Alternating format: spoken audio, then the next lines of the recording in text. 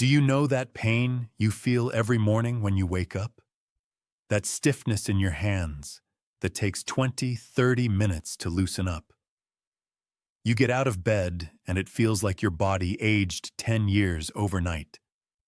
Your knees creak, your fingers won't close properly, your hips lock up, and you think this is normal, that it's just part of getting older, that there's nothing you can do about it. But I need to tell you something that's going to completely change what you understand about that pain. My name is Finley Crosden. I'm a rheumatologist with over 20 years of experience, and today I'm going to reveal which food is sitting in your kitchen right now, that you use practically every single day, and that inflames your body more than sugar itself. Before I continue, let me ask you something. Have you ever noticed that some days the pain is worse and some days it's lighter? Have you ever noticed that sometimes you wake up stiff as a rusty gate and other times you can move a little better? Well, look, that's not a coincidence. It's not the weather changing, it's not the moon, it's not because you slept in a bad position. Most of the time, that variation has everything to do with what you ate the day before. And the worst part is that you're probably eating this food thinking you're making a healthy choice. Because everyone says it's better than butter, better than lard, that it's lighter, more modern. I'm talking about refined vegetable oil, soybean oil, corn oil, canola oil, sunflower oil. Those oils you find in any grocery store that cost cheap, that advertising sells as heart healthy. In reality, they are one of the biggest sources of inflammation that exist in modern food. Let me tell you about Margaret. She's 69 years old, retired school teacher, spent her whole life teaching math in public schools here in the Chicago area. Active woman, intelligent, always took care of her health. She came to see me about 6 months ago with a complaint I hear almost every single day in my office. She walked into the room slowly, holding on to things to balance herself, and sat down in the chair with that sigh of someone who is exhausted from feeling pain. Dr. Crosden, I can't take waking up like this anymore. Every day it's the same thing. I open my eyes and already feel like my hands don't work right. It takes me almost an hour before I can make coffee. My knees hurt, my hips lock up, and look, I do everything right. I cut out sugar. I cut out red meat. I walk when I can. I take my medications like I'm supposed to. But this inflammation won't go down. My previous doctor said it's just age, that arthritis is like this, that I have to learn to live with it. I looked at her and asked about her diet in detail. Not just what she ate, but how she prepared it. And you know what I discovered? Margaret fried everything in soybean oil. Her morning eggs, fried in soybean oil. Her lunch chicken, fried in soybean oil.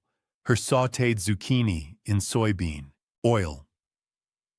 Even when she made a cake, she used soybean oil in the recipe because she thought it was healthier than butter. She looked at me confused when I asked about this. But doctor, isn't vegetable oil good? Isn't it better than animal fat? Everyone says soybean oil is healthy for the heart. And this is where I need to explain something very important that's going to change everything. Refined vegetable oils like soybean, corn, canola, and sunflower are extremely rich in omega-6. Now, omega-6 isn't bad in itself. Your body needs it.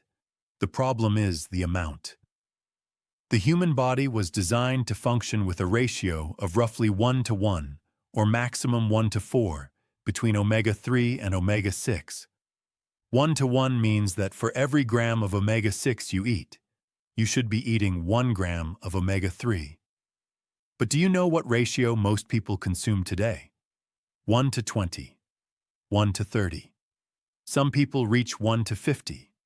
This means you're eating 20, 30, 50 times more omega-6 than you should in relation to omega-3.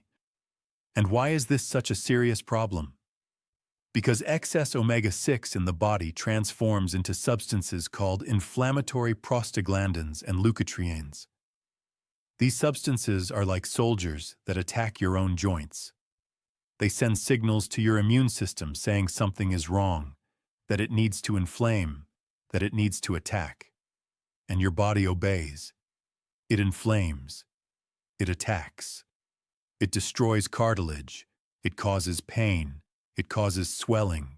It causes that morning stiffness you know so well. Let me explain it in a simpler way. Imagine your body is a scale. On one side you have omega-3, which is anti-inflammatory, which calms the immune system, which protects your joints. On the other side you have omega-6, which in excess becomes pro-inflammatory, which excites the immune system, which attacks your joints. When the scale is balanced, your body works well. But when you dump tons of omega-6 on one side, the scale tips over completely. Your body enters a state of permanent chronic inflammation. And that's what happens when you use soybean oil, corn oil, sunflower oil every day in the kitchen. There's a study published in the Journal of the American College of Nutrition that compared people with rheumatoid arthritis who consumed a lot of omega-6 with people who had a more balanced ratio. The group with excess omega-6 had significantly higher inflammatory markers, elevated C-reactive protein, interleukin-6 through the roof, tumor necrosis factor alpha off the charts. All of these are markers that show the body is in a state of internal warfare. And when you're in a state of internal warfare, your joints suffer. This information you're receiving right now can transform your life. That's why I need you to hit that like button and subscribe to this channel. When you do that, you help this video reach more people who are suffering without understanding why. Many people are using vegetable oil every day thinking they're taking care of themselves, when in reality, they're pouring gasoline on their own inflammation. So go ahead now, like and subscribe. But the problem with refined vegetable oils doesn't end with omega-6. There's another factor that's even more serious. When you heat these oils to high temperature, like in frying, they oxidize. Oxidation is when fat molecules break apart and form toxic compounds called aldehydes and lipid peroxides. These compounds are extremely aggressive to the body. They damage your cell membranes, they attack your DNA, and worst of all, they trigger a massive inflammatory response. It's like you're pouring poison into your joints every time you eat something fried in reheated vegetable oil. And you know what's even worse? Many people reuse the oil. They fry once, leave it in the pan, fry again the next day. Every time you reheat that oil, the amount of toxic compounds increases. A study from the University of the Basque Country showed that sunflower oil reheated 3 times had an aldehyde concentration 300% higher than fresh oil. 300%. You're literally tripling the dose of inflammatory poison. Going back to Margaret, I asked her to do an experiment with me. For 60 days, she was going to completely eliminate refined vegetable oils from her diet. No soybean oil, no corn oil, no canola oil, no sunflower oil. Instead, she was going to use alternatives that don't cause this inflammatory cascade. She looked at me scared at first. "Doctor, but I use soybean oil for everything. How am I going to cook?" I explained that there are better alternatives, older ones, that our grandparents used and that the industry made us forget. First, extra virgin olive oil. Olive oil is rich in omega-9, which is a neutral fat that doesn't compete with omega-3.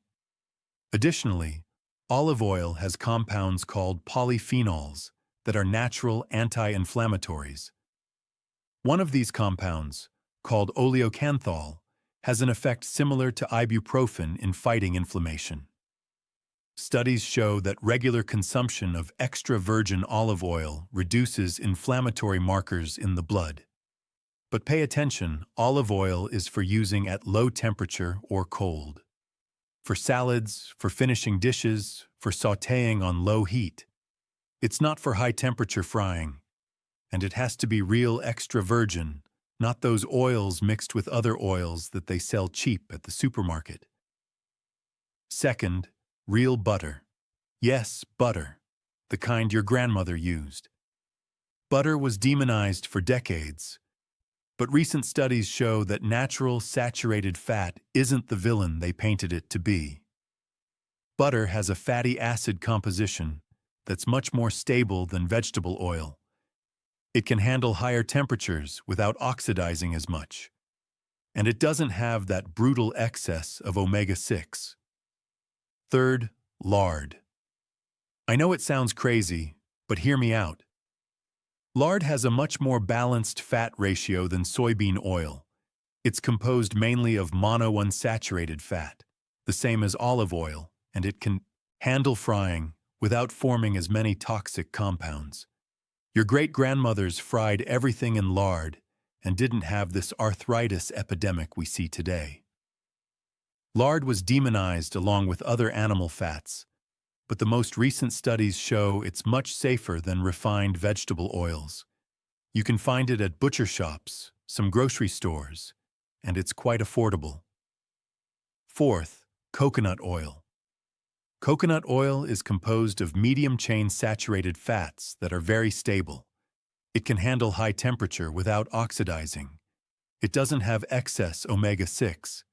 It's an excellent option for anyone who needs to fry something occasionally. It has a slightly sweet flavor that goes well with some dishes. Now, Margaret did exactly what I asked. She threw out all the bottles of soybean oil from her kitchen. She bought good quality extra virgin olive oil, bought butter, bought coconut oil. She completely changed the way she cooked. Instead of frying eggs, she started making scrambled eggs on low heat with a little butter. Instead of frying chicken, she started roasting it in the oven with herbs. Instead of sautéing vegetables in soybean oil, she started using olive oil on low heat. And you know what else she did? She increased her omega-3 consumption to help rebalance the ratio. She started eating sardines twice a week. She added ground flaxseed to her breakfast. She took a good quality omega-3 supplement. All of these are accessible things you can find at any grocery store or pharmacy. I want to hear from you now. Do you use soybean oil or another refined vegetable oil in your kitchen? How much do you use per week? Comment down below. I want to understand the reality of those who watch me. 60 days passed. Margaret came back to the office and I noticed the difference before she even sat down. She walked in differently, more steady, more confident, without holding on to things. Her face looked lighter, less tense. She sat down in the chair with ease and broke into a huge smile. Dr. Crosden, you won't believe it. My morning stiffness decreased by half. Before it took me almost an hour to be able to move my hands well. Now in 15-20 minutes, I'm already functioning. My knees still hurt a little, but much less. I can climb stairs without that agony. And look, I didn't change anything else. I'm still taking the same medications, doing the same walking. The only thing different was removing the soybean oil and replacing it with the things you recommended. She even told me that her husband had improved too. He started using the same fats as her, even though he doesn't have arthritis, and said he was feeling more energetic, less bloated. We did blood tests to compare. Her C-reactive protein, which is a marker of systemic inflammation, had dropped from 4.8 to 2.1. It dropped by more than half. Her erythrocyte sedimentation rate, another inflammation marker, had also improved significantly. Her body was less inflamed. and that was reflected directly in the pain and stiffness. By the way, for those who want to go deeper into this topic of anti-inflammatory nutrition and joint health, I left the definitive guide to strengthening muscles and joints after 60 in the pinned comment and in the description. There's more information there about which foods help and which ones harm. If you're interested, check it out later. Now let me tell you about other foods that also increase inflammation and that you should avoid if you have arthritis or chronic joint pain. First, refined sugar. Everyone already knows that sugar inflames, but few know that vegetable oils inflame even more. Second, refined white flour. It turns into sugar quickly in the body and triggers insulin spikes that are also inflammatory. Third, ultra-processed foods. Cookies, packaged chips, frozen prepared meals. These products usually combine refined vegetable oil with sugar and flour, a triple inflammatory combination. Fourth, margarine. Margarine is made from hydrogenated vegetable oils. It contains artificial trans fats that are extremely inflammatory, much worse than natural butter. And there are foods that help fight inflammation. Fatty fish like sardines, salmon, and mackerel are rich in omega-3 and help counteract excess omega-6. Canned sardines are an affordable and practical option, and you can eat them 2-3 times a week. Dark leafy green vegetables like spinach, kale, and broccoli have natural anti-inflammatory compounds. Red fruits like strawberries, blueberries, and raspberries are rich in antioxidants that fight oxidation damage. Turmeric has a compound called curcumin that is a powerful natural anti-inflammatory. You can use it in rice, in chicken, in soups. Ginger also has anti-inflammatory properties proven in studies. A ginger tea with lemon in the morning can make a difference over time. Another important point: if you have arthritis or any chronic inflammatory condition, your doctor probably prescribed anti-inflammatories. Ibuprofen, naproxen, or even corticosteroids. These medications are important, and you shouldn't stop taking them on your own. What I'm talking about here regarding nutrition is complementary to medical treatment. The idea is to reduce inflammation at the root, at the cause, so that you need less medication over time. But always talking to your doctor. Let's recap the main points. First, refined vegetable oils like soybean, corn, canola, and sunflower are rich in excess omega-6, which causes chronic inflammation. Second, when heated to high temperature, these oils form toxic compounds that make inflammation even worse. Third, substituting with olive oil, butter, lard, or coconut oil can significantly reduce inflammation in the body. Fourth, increasing omega-3 consumption through fish, flaxseed, or supplements helps rebalance the ratio. Fifth, dietary changes may take a few weeks to show results, but when they do, the difference is dramatic. I've been treating people with arthritis and chronic pain for over 20 years. I've seen it all. I've seen people who thought they were going to spend the rest of their lives locked up in pain, who couldn't do the simple things of daily life anymore. And I've seen those same people months later going back to living with quality, with less pain, with more movement, with more joy. The difference is almost always in the details that nobody tells you, in the oil you use in the kitchen, in the foods you think are healthy but are actually hurting you, in the small choices you make every day without realizing the impact. You have two choices now.